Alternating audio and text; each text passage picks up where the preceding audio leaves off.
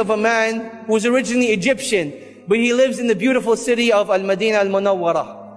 And he has made Hajj for the last 20 years in a row, every single year.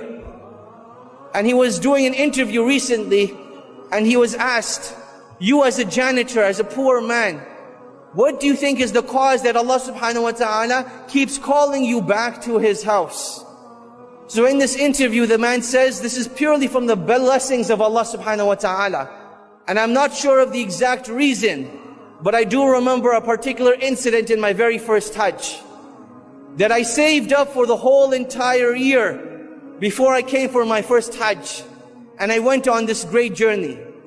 And as I'm on a bus on my way to Mecca, I see this old woman who is old in age, big in size, struggling to walk with her cane. And you can see that she is in an immense amount of pain. So I thought to myself, what type of individual would I be if I, as a young man, sat on the bus and this old woman had to walk all the way to Mecca? So while we were stuck in traffic, I got off the bus and I went to this woman and I said, oh my dear mother, I ask you by Allah that please take my seat and I will walk in your place instead. And this woman, she started to cry with tears, thanking Allah that Allah subhanahu wa ta'ala had sent someone that would take her on a bus rather than her having to walk.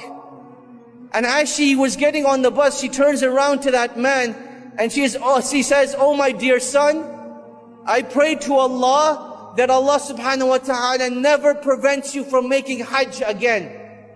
And he says, Allah knows best, but I believe that was the cause that each and every single year, Allah subhanahu wa ta'ala sends someone knocking on my door that requests my help in going for Hajj. Or they request my company. Or they say, I want to take you to Hajj for free. And each and every single year for the last 20 years, this is what has happened.